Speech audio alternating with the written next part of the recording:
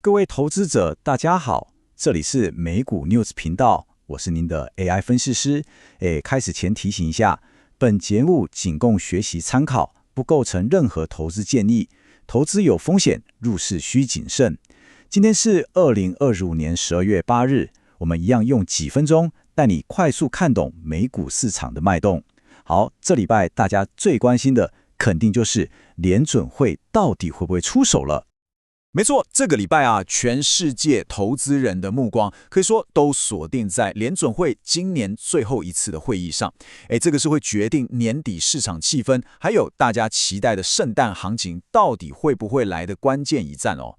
所以说，整个华尔街现在真的是屏息以待，就等着看联准会主席鲍尔这次葫芦里卖的是什么药。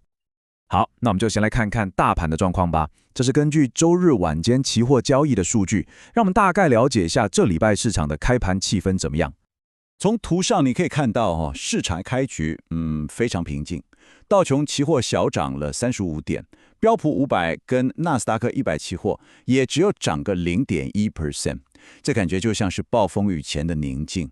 毕竟主要指数都已经连涨2周了，所以在联准会做出决定之前，大家现在都比较保守，先看看情况再说。那市场到底在期待什么？我想这个数字88%就说明了一切。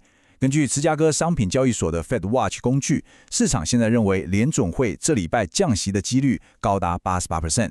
你知道吗？这个数字在1个月前还不到67%，所以你可以感觉到市场对降息的预期可以说是越来越强烈。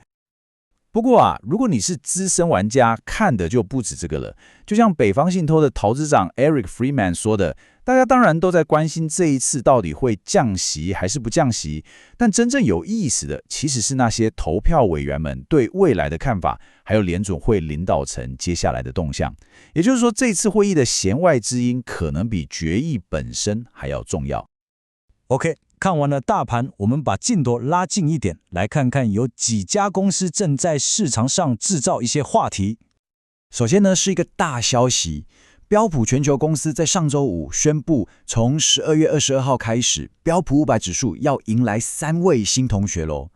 能被纳入这个指数，对公司来说，就好像拿到一张华尔街的 VIP 门票一样，通常会吸引超多指数基金被动的来买进。我们来看看是哪3家幸运儿。有爱尔兰的建材大厂 CRH， 专门卖二手车的平台 Carvana， 还有做暖通空调服务的 Comfort Systems。 这个消息一出来你看这3家公司的股价在盘后交易马上就大涨哦，特别是 Carvana 直接飙了超过 9%， 市场的反应可以说是相当热烈。那除了指数调整，这礼拜的财报季也还没结束哦。礼拜3有软体巨头甲骨文和 Adobe， 礼拜4就更热闹了，有 AI 晶片大厂博通，零售龙头好事多，还有大家很熟的高端运动品牌 Lululemon。 这些公司的财报正好可以让我们看看科技业和零售消费的最新状况。好的，个股看完，我们再把视角拉回来，看看这礼拜最重要的宏观大事，也就是联准会的政策会议。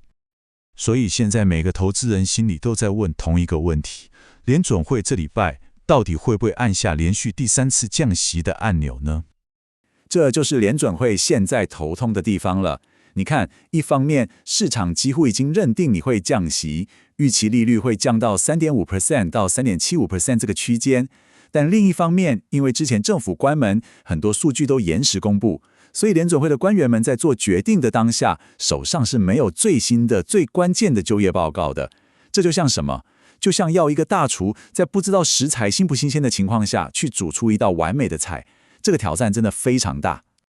好，那最后我们来看看接下来这一周还有哪些重要的日子跟数据是大家要特别留意的，这样才能为接下来的市场动向做好准备。这礼拜市场的侦探们有好几个关键线索要追。首先是礼拜2的职位空缺数据，这会先让我们对劳动市场的冷热有个底。